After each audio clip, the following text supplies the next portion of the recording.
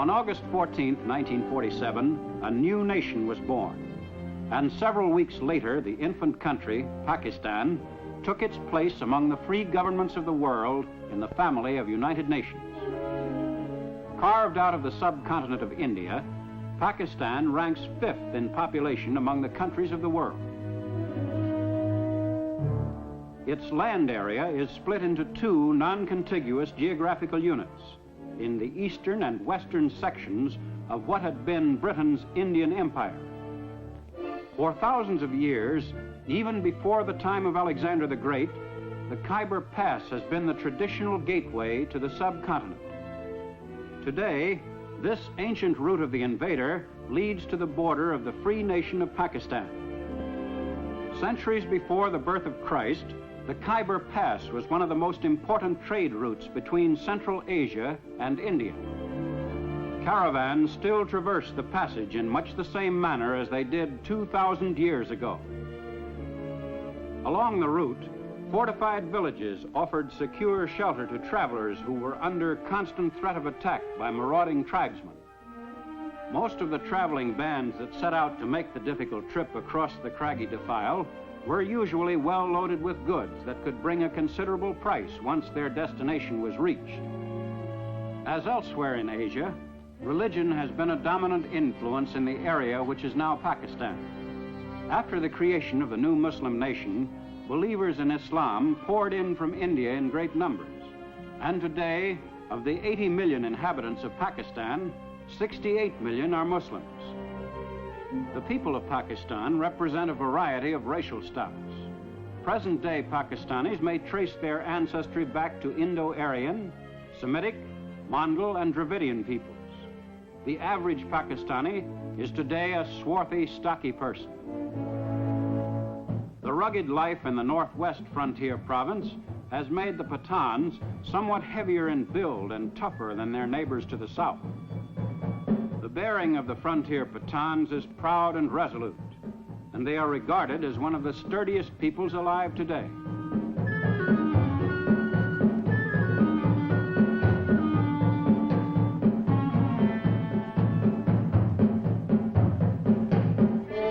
But throughout most of Pakistan, the people lead a less vigorous life. The great majority of Pakistanis live in rural areas. Their daily pattern of existence varies little from the life of their ancestors on the same land generations ago.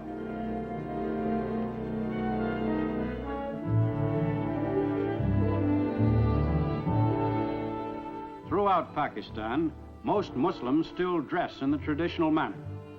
In each locality, there are slight variations in styles, but even urban Pakistanis resist any attempt at westernizing their attire.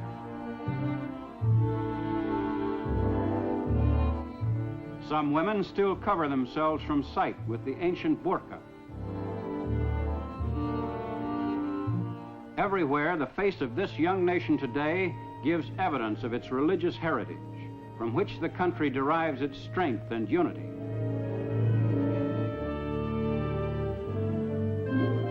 But the 20th century has made its mark on Pakistan. Karachi Airport, one of the largest airfields in Asia, is a regular stop on the airline schedules of 7 nations.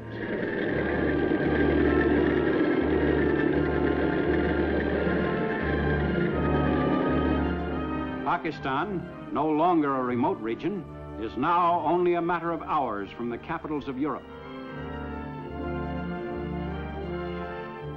The effects of this link with the world at large are most noticeable in the streets of Karachi, capital city of the young nation. Here, the ancient traditions and customs of the Orient are mixed with modern Western innovations. Seat of the government of Pakistan, Karachi is the hub of an actively functioning democratic state. For Pakistan today is a forward-thinking nation. In the new age of enlightenment, Pakistan's achievements and problems are broadcast to all parts of the land. No longer must Pakistanis be uninformed of their country's development and place in international affairs. Even in the field of journalism, Pakistan has a rich background to draw on and a firm tradition to uphold. In an age in which propaganda is triumphing over truth in many parts of the world, Pakistan boasts complete freedom of the press.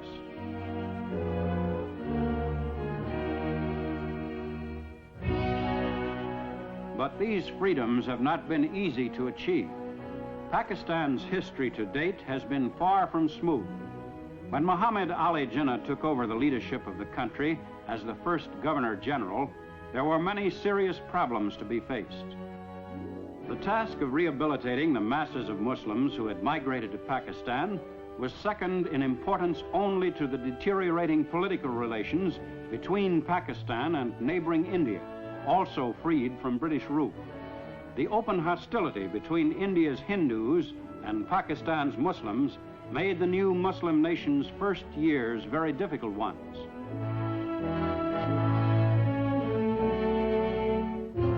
Most vital problem for Pakistan's leader was the defense of the country's borders. The infant nation had to be prepared against attack at any moment. Pakistan's very existence depended largely on adequate military strength, should the dispute with India assume uncontrollable proportions. Well-trained and equipped, the Pakistan Army remained ready to fight immediately should an aggressor threaten the freedom of the country. To support a military force considered adequate by the government, Pakistan must spend 62% of its national budget.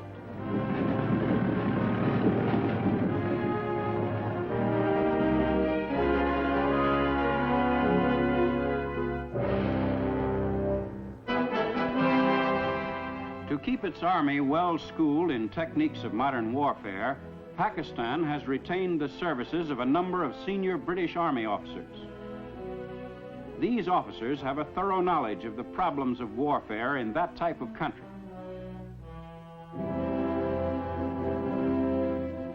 As a second line of defense, Pakistan has encouraged voluntary enlistments in its National Guard, equipped and trained under the supervision of the Pakistan Regular Army. Formation of the National Guard met with such enthusiastic public response that recruiting centers were besieged by volunteers, anxious to play an active part in their country's defense.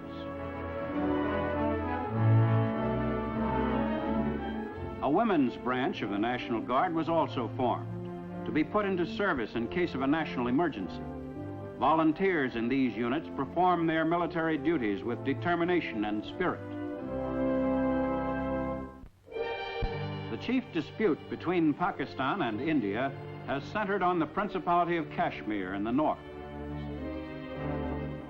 Famed for its beauty and bracing climate, Kashmir has long been the leading resort area of the Indian subcontinent. Because of its strategic location between Central and Southern Asia, Kashmir has been of vital importance to the nations which adjoin it. Behind its peaceful exterior, Kashmir has been a land of conflict. With partition, its Muslim majority was determined to join Pakistan, while its Hindu government acceded to India.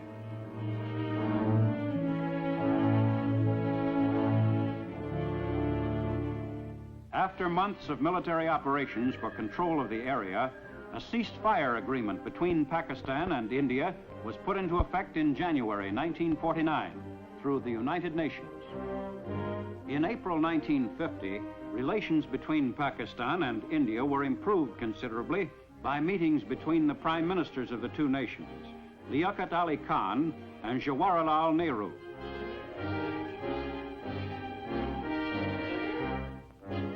Disputes over the disposition of territory are not the only perplexing questions.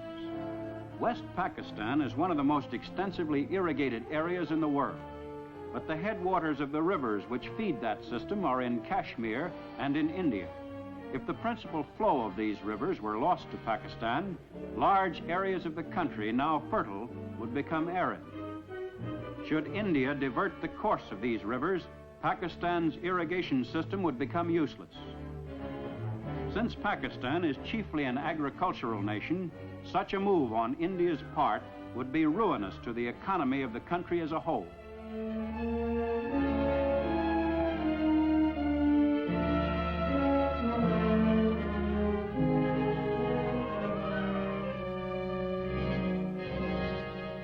Farming is the main occupation of the Pakistani. About 90% of the people are engaged in cultivation of the land or in animal breeding. Pakistan's farmers, most of whom own the land they work, are now being advised by the government on modern techniques, but in general, they still use time-honored methods and ancient implements.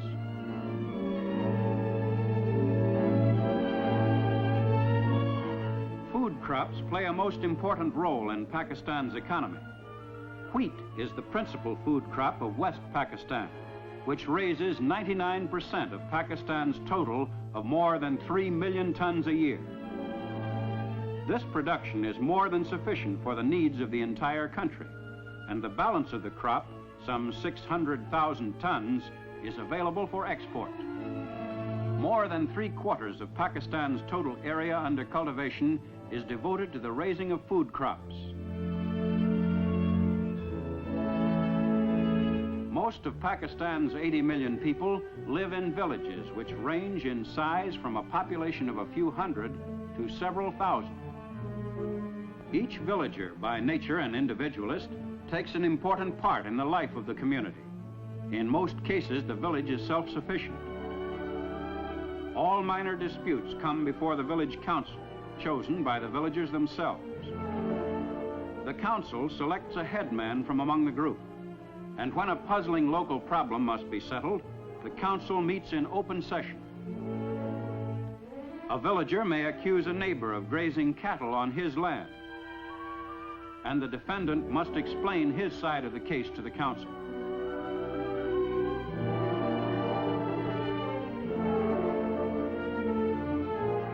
The young nation's concern for its people is everywhere apparent. In the smallest villages, schoolmasters are at work combating illiteracy, teaching the children the fundamentals of the Urdu language. For Pakistan is determined that future generations shall be educated to assume the responsibilities of citizenship.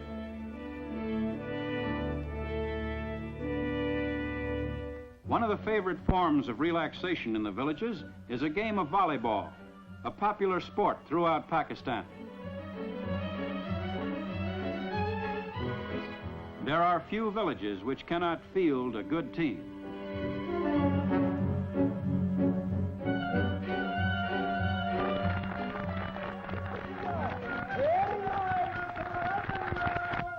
And once the chores of the day are finished, the villagers can enjoy the tunes of itinerant musicians who roam the countryside, entertaining the people who work the soil.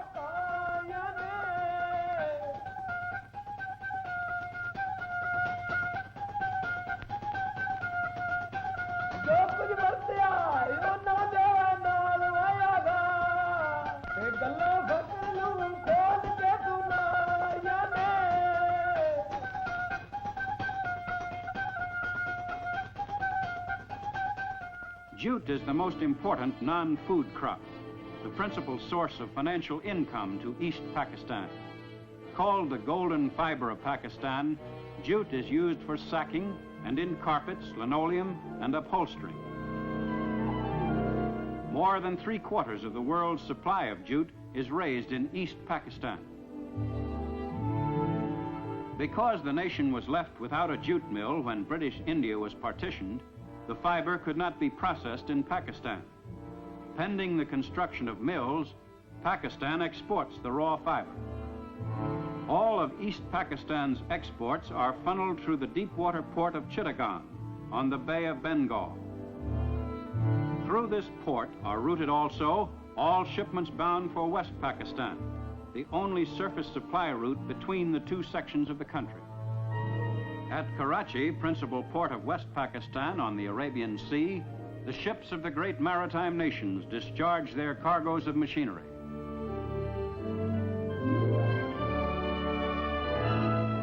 Pakistan is one of the few countries of Asia which have a favorable balance of trade with the hard money nations of the world. For despite the large quantities of machinery and other goods entering the country, Pakistan's exportable surplus of jute, cotton, wheat, and other products more than offsets the value of its imports. Transportation facilities to the interior are being improved steadily. Track trains like the Pak Mail Express link the major cities of Karachi, Lahore, and Peshawar.